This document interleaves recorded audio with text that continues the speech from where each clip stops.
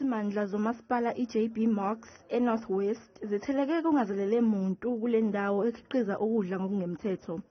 Zithe masifika lapha zathola ukudla okufana namakabisha bese qala kuphelelwa isikhathi, amasakana erice nalo liphelelwe isikhathi ngenyanga endlule, kanye nenyama.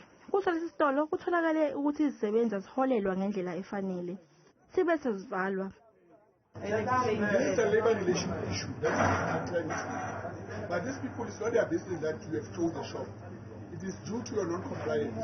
Now what's going to happen is that you must pay these people their salary.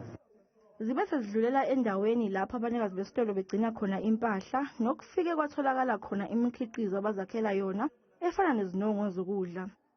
Obhekele zokuphepha komphakathi kulo masipala uphawulile ngabakuthole lapha. This warehouse is not compliant. There's some, and they are keeping also acid in the warehouse.